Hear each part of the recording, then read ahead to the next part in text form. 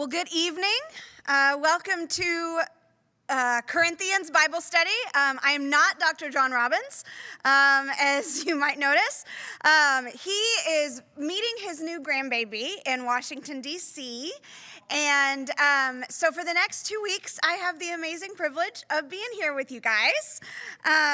Excuse me. So y'all have been on break. We've all been on break from Wednesday nights for a couple of weeks. And I hope that, you were able to worship with us some during Holy Week, either in person or online. I want to say special word to those who are joining with us online. I had one of the folks asked me during dinner, they said, so is Dr. Robbins going to be watching live? I was like, I'm not sure. Maybe you are. If so, Dr. Robbins, we're glad to have you too.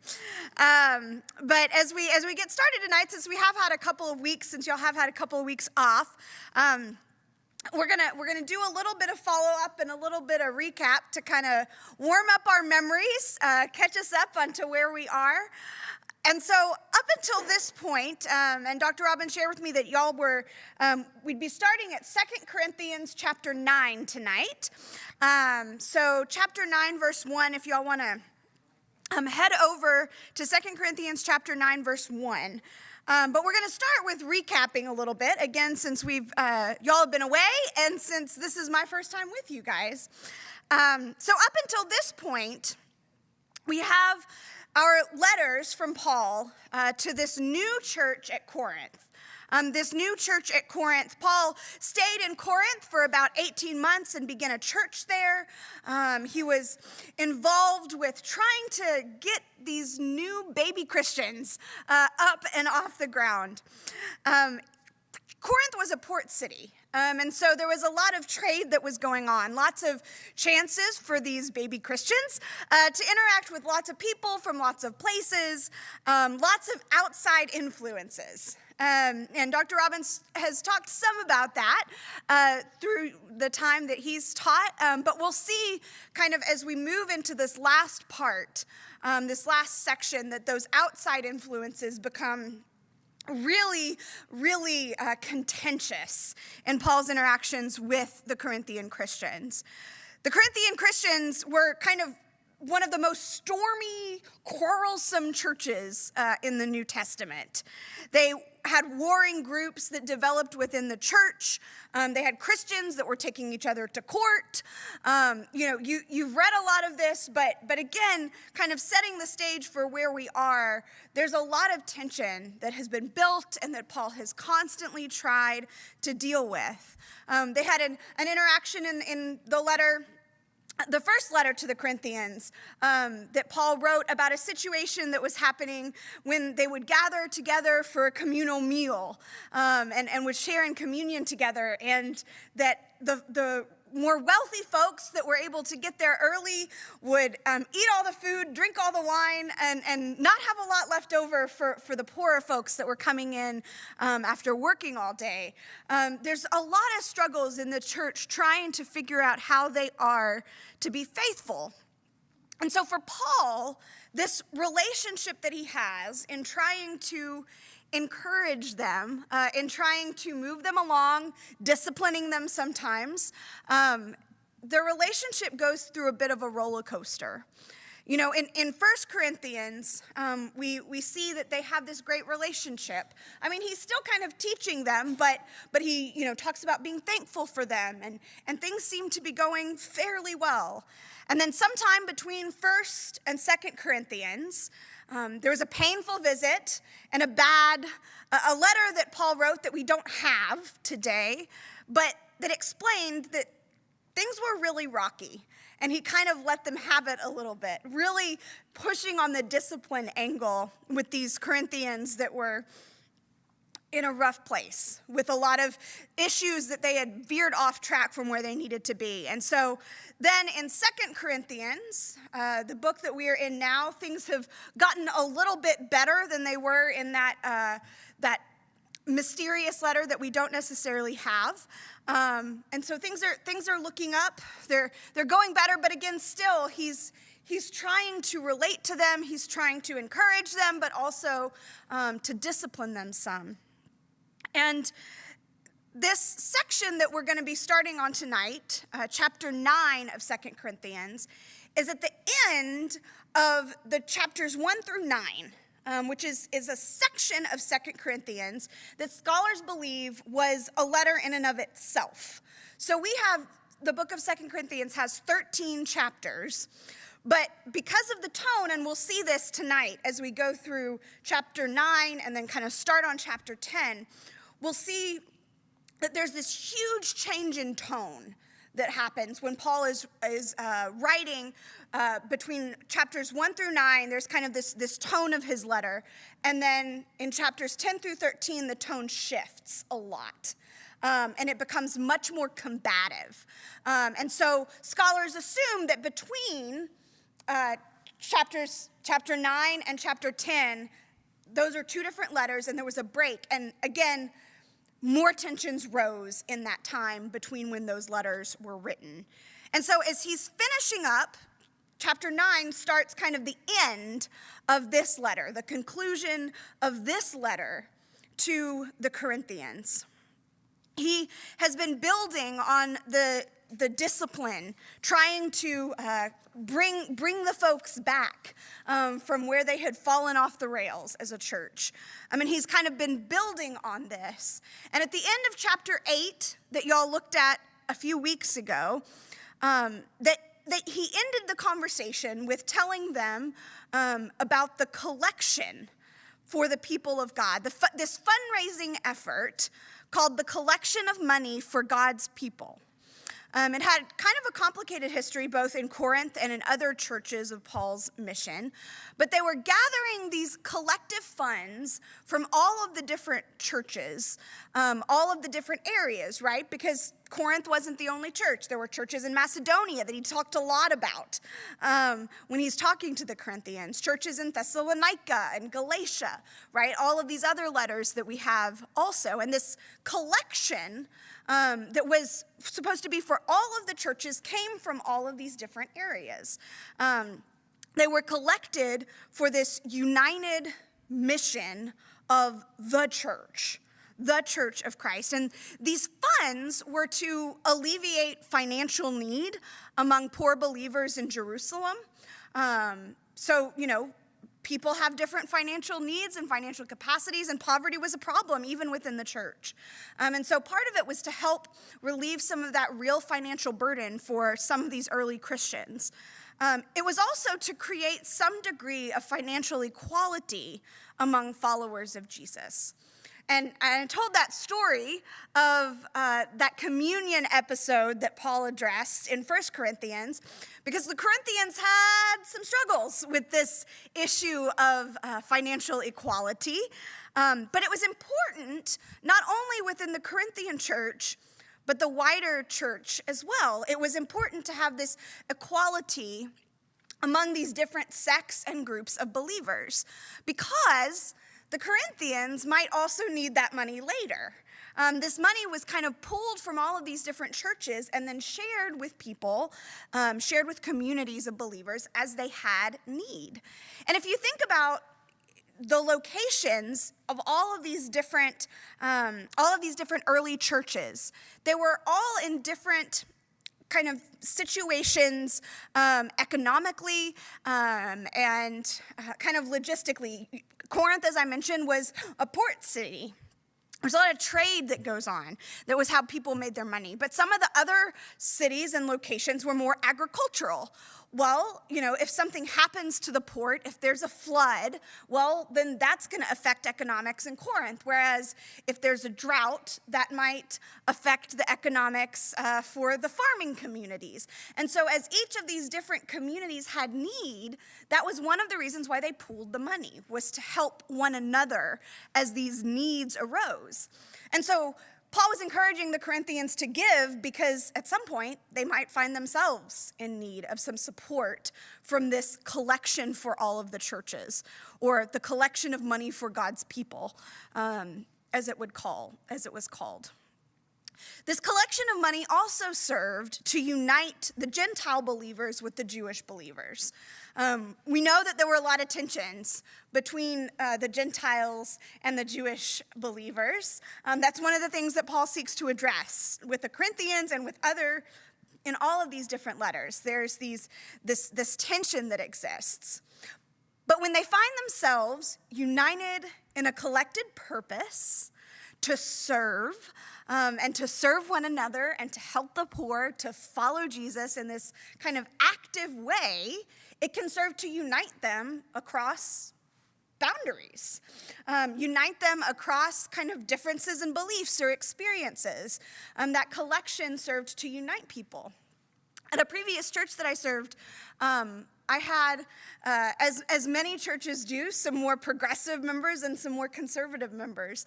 And one of our most conservative members and one of our most progressive members were passionate about serving together for our feeding ministry.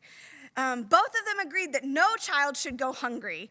And so they were passionate and they worked together for this, and it helped to unite the church despite the fact that they had these ideological differences. And so Paul, one of the reasons why the collection was important was for unity, and uniting the Gentiles and Jews, and uniting the people, uniting the Corinthians themselves that had all these squabbles and disagreements that was going on. And finally, and perhaps most importantly, the collection was important because it provided donors with the opportunity to worship God and to produce thanksgiving. And we'll hear more about that. That's something that he really highlights in today's text.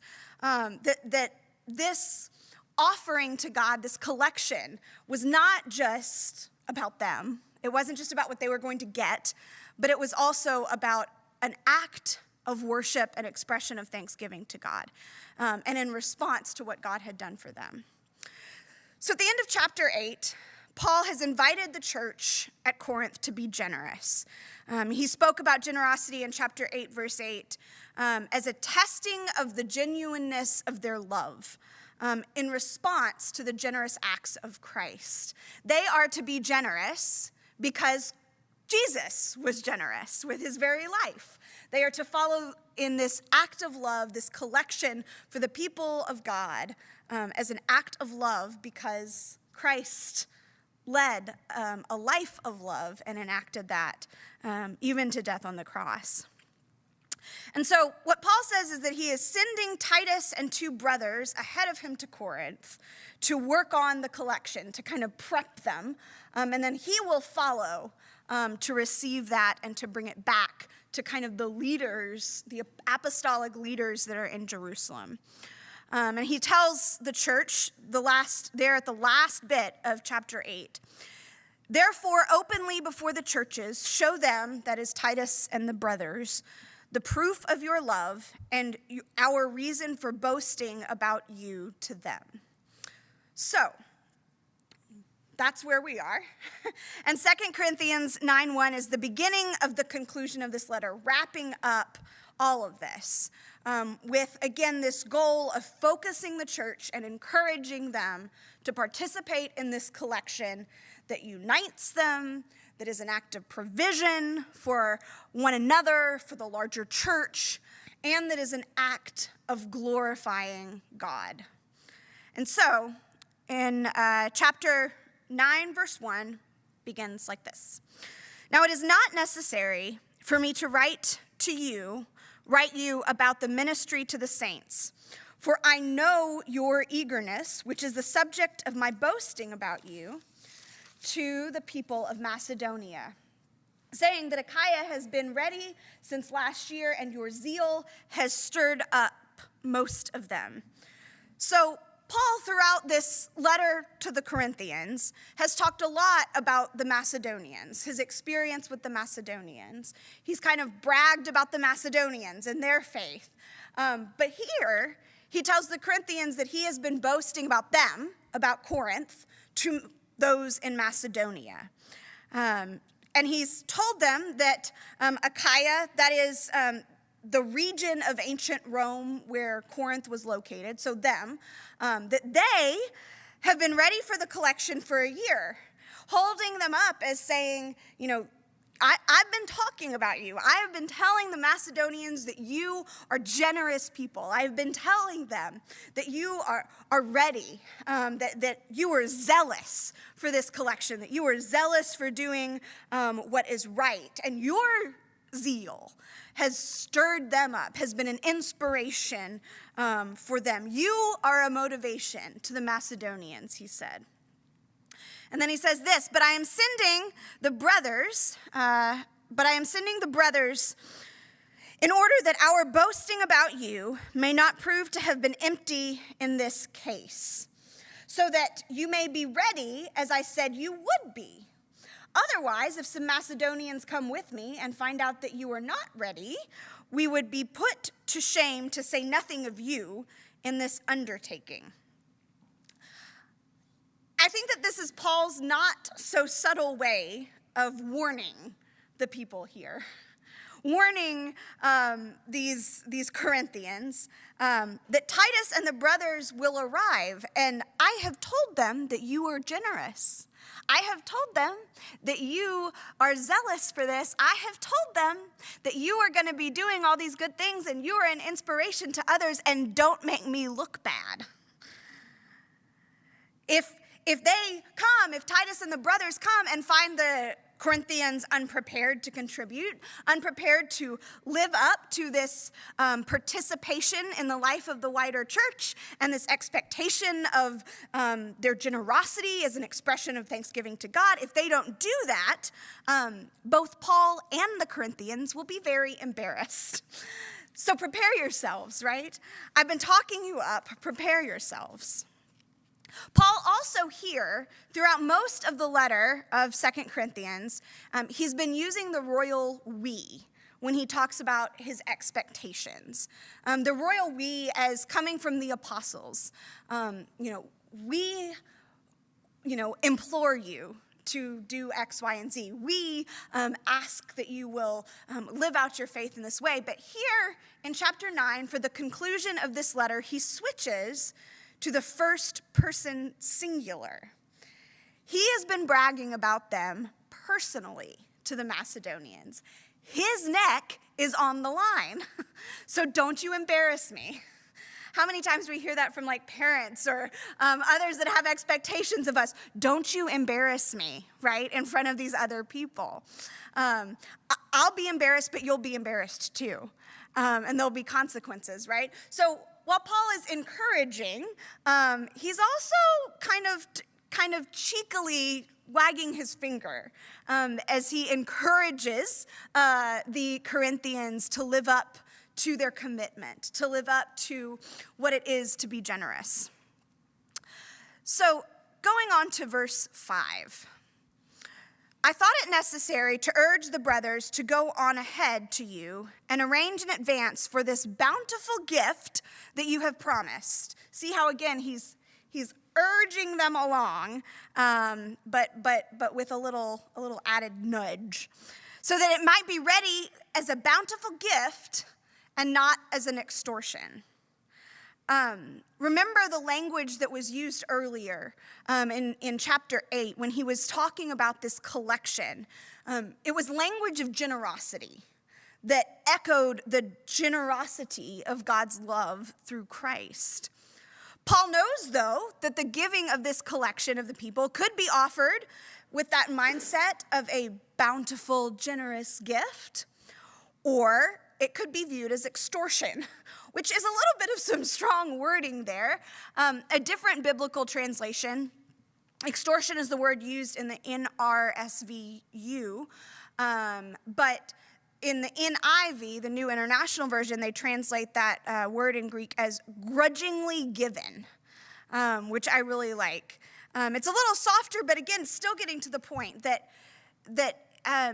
Paul is trying to move these quarrelsome and stormy people from giving reluctantly or grudgingly to giving out of abundance, to seeing the bigger picture of why they give, why they participate in this collection, that it is, again, out of generosity that is echoing God's generosity, God's abundance.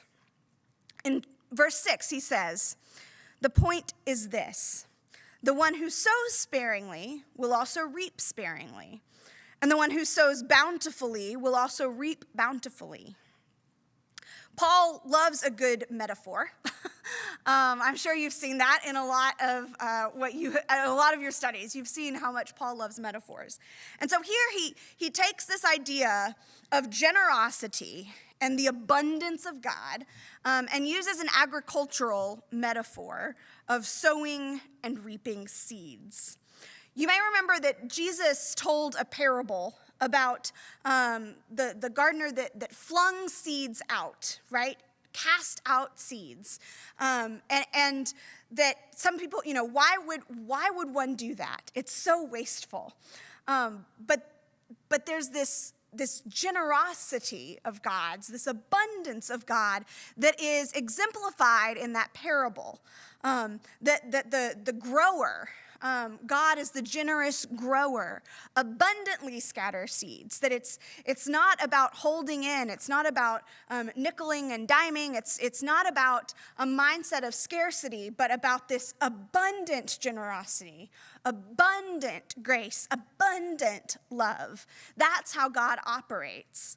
And so Paul is saying that the bountiful gift that we are called to give out of abundance, rather than out of grudgingly given, out of fear or out of obligation or out of extortion.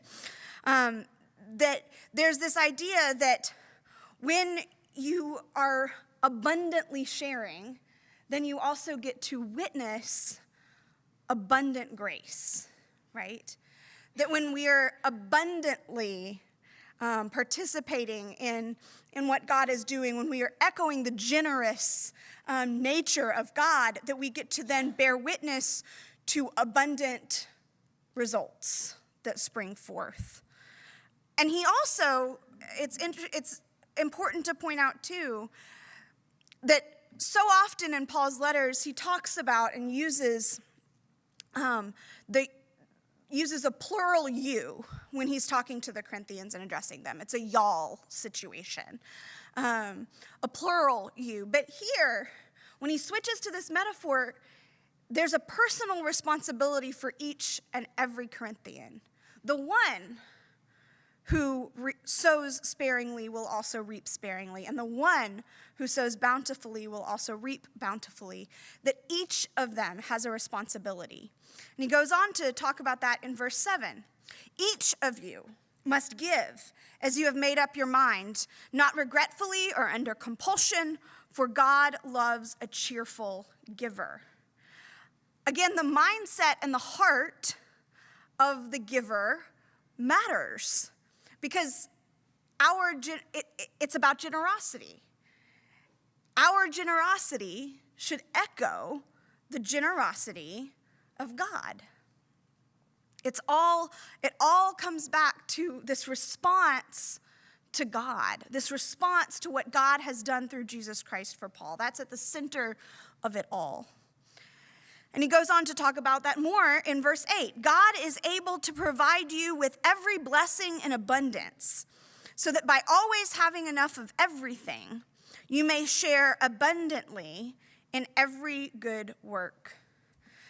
So there are three truths here that Paul reveals about God. That God is able to multiply and increase every grace in abundance.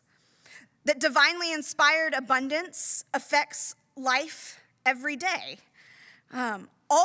So that by always having enough of everything, right? Even in the language here, there's this abundant wording, this abundant mentality. God is able to provide you with every blessing in abundance, so that by always having enough of everything, you may share abundantly in every good work. It affects them. That abundance is experienced in the grace of God, so that people can share in the good work of God. Because that's what that collection is about. It is about the good work that God is able to do through the people. through these gifts that they give, through their giving out of abundance, through their hearts of giving, all of that, God is able to work through them. That is what Paul is trying to get them to see. Verse 9, as it is written, he scatters abroad, he gives to the poor, his righteousness endures forever. Again, reminding the people of God's grace that provides equity and justice. Hint, hint, people, Paul's saying, hint, hint, that's what you're doing. That's what you're supposed to do. Quoting the psalmist, quoting scripture that they would have been familiar with, that they would have held on to and known. Remember who God is. That's what this is about. That's who you're called to be. Continuing on verse 10. He who supplies seed to the sower and bread for food will supply and multiply your seed for sowing and increase the harvest of your righteousness. Again, echoing the prophets, this language of providence, of the sower of seeds who multiplies us, our seed, increasing the harvest of righteousness. That language is taken from the ancient prophets. Again, reminding them this isn't anything new. This is who you are. This is who you know God to be, so this is who you are to be. This is part of your identity. Paul elaborates these implications of God being the source of grace and abundance for us and through us. And note that when he talks about the harvest that comes with the sowing, it is not a harvest of money, but it is a harvest of righteousness. It's not a prosperity gospel that Paul is preaching. He's not saying that if you give this money to the collection, then, you're going to become wealthy.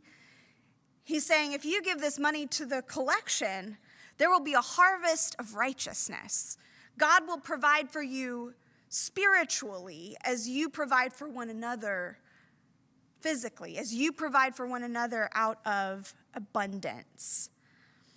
I once heard a lecturer that was talking about the food shortages that we're said to have in the world, right?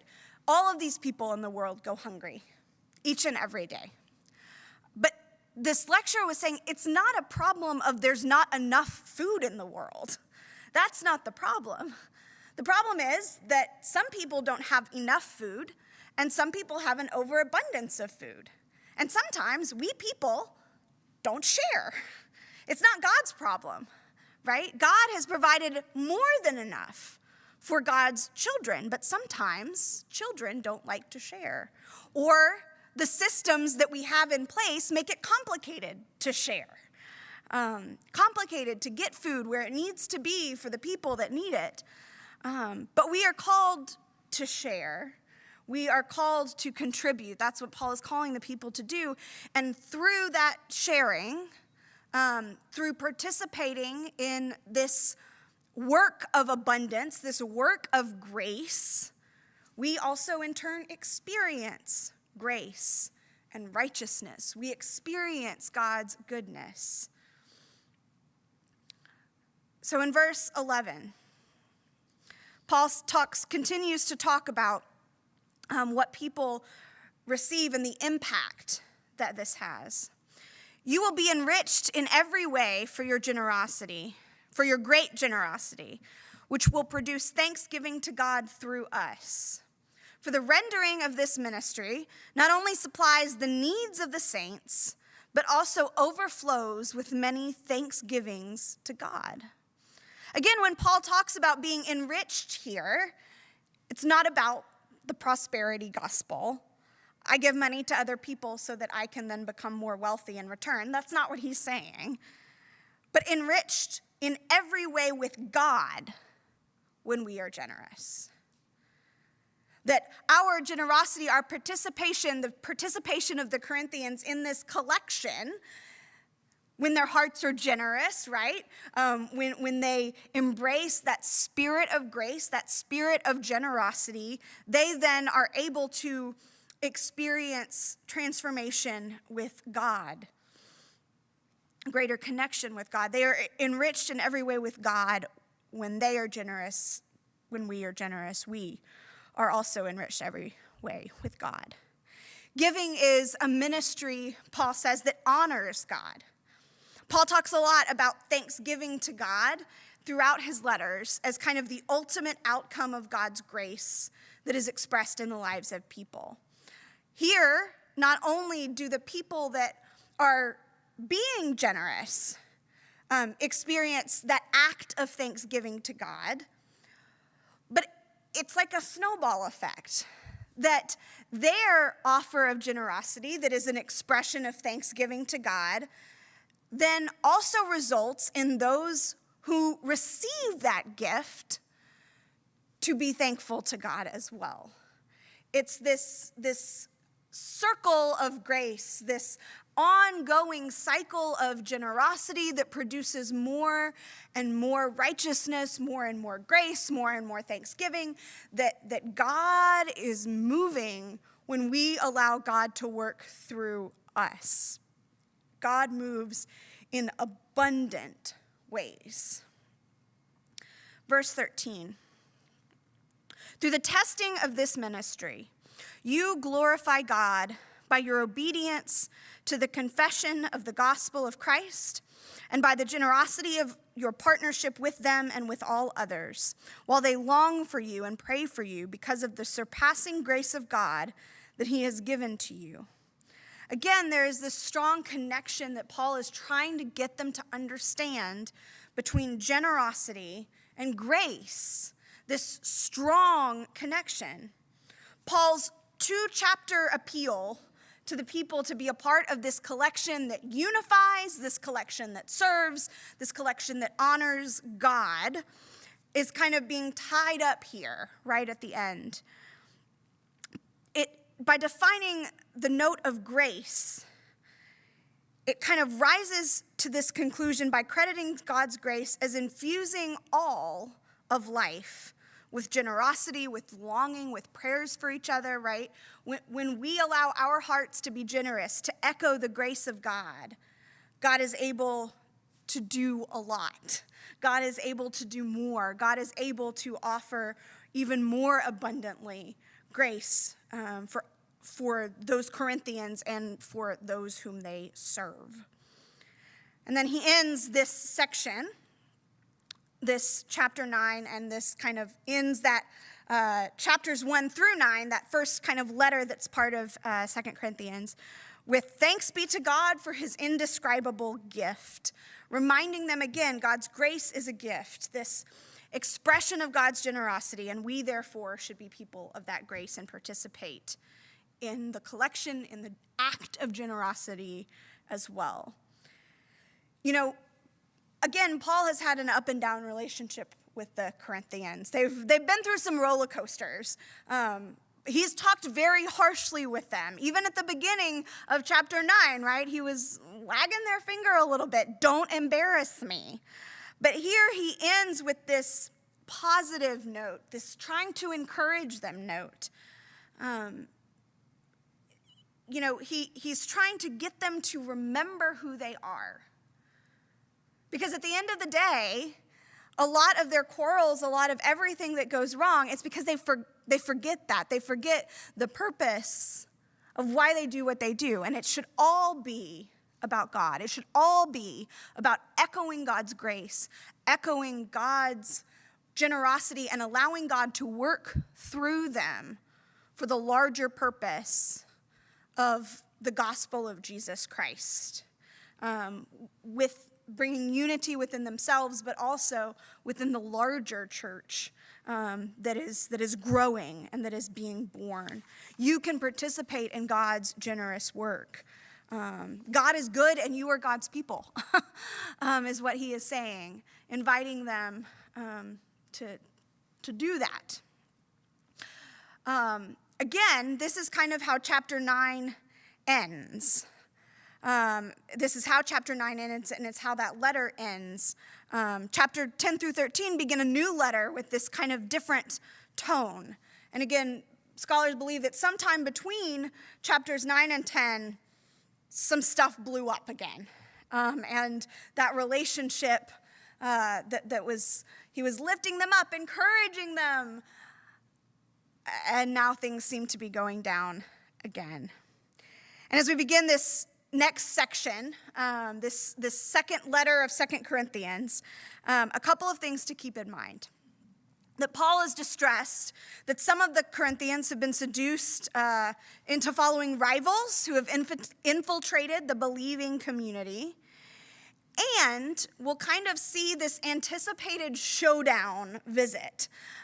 He talks about kind of foreshadowing he's going to visit them, but it's not going to look pretty. And so he begins this section by defending himself to the people. So chapter 10, verse 1. I myself, Paul, appeal to you by the meekness and gentleness of Christ. I who am humble when face to face with you, but bold toward you when I am away. I ask that when I am present, I need not show boldness by daring to oppose those who think we are acting according to human standards. So he is appealing to the people on Christ's characteristics. He prefers to try and imitate Christ. He talks about that not only in Corinthians, but in other letters. We should all try to imitate Christ, to have the mind of Christ, he talks about in Philippians. And so, Christ had meekness and gentleness. And so I'm humble when I'm face to face with you. I'm trying to do that.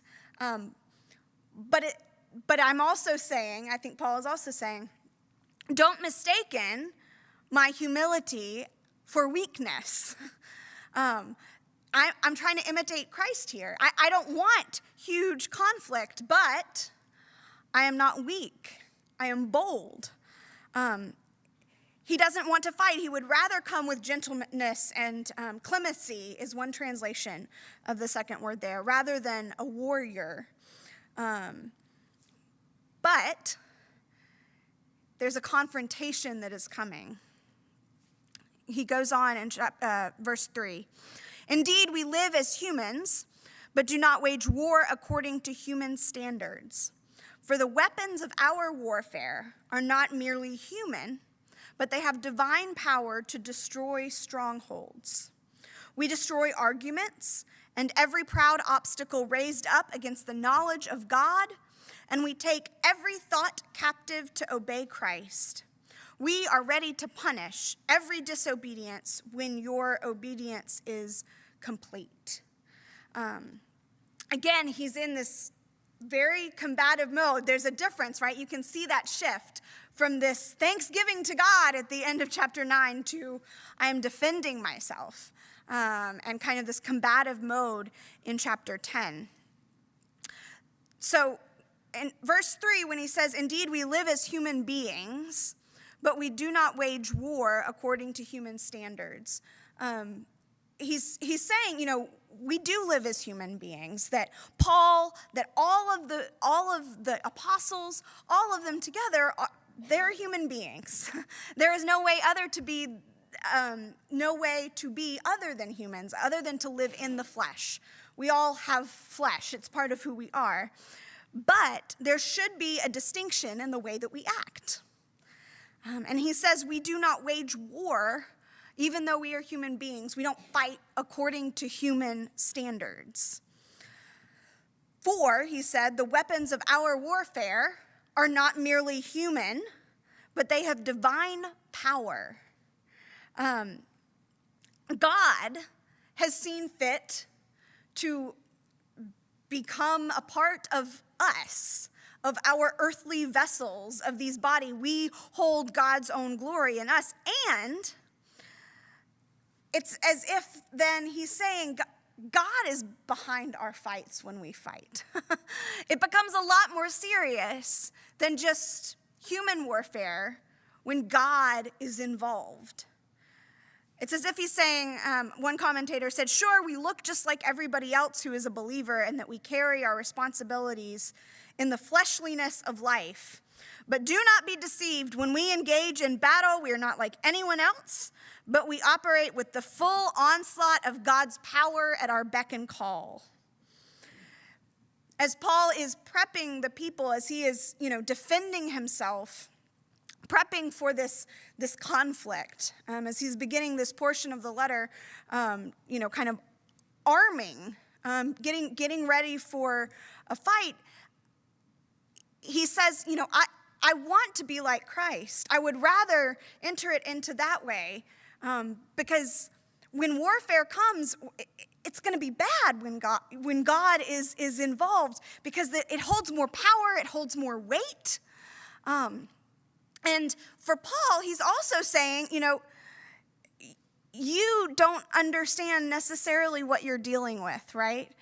You don't understand what happens with the warring and the fighting and the quarreling when God is involved. When God resides with us, we have this onslaught of God's power with us, and things aren't going to go well. Things are going to escalate.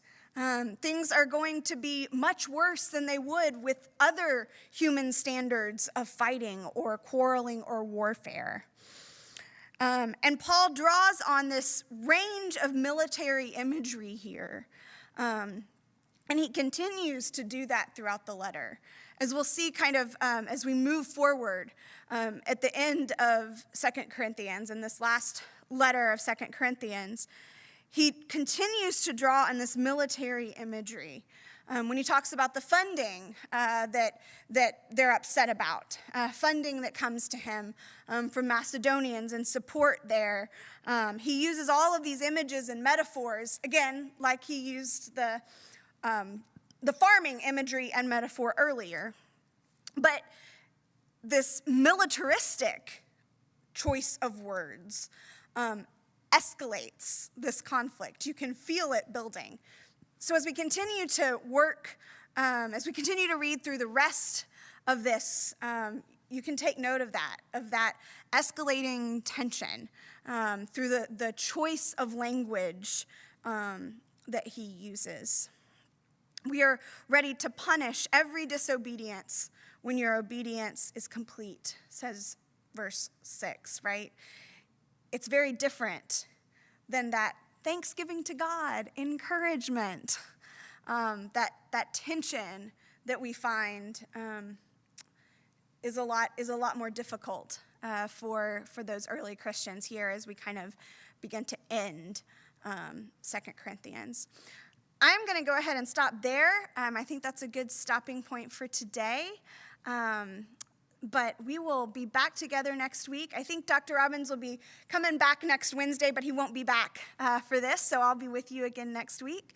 And I look forward to seeing you all again. Thanks for joining.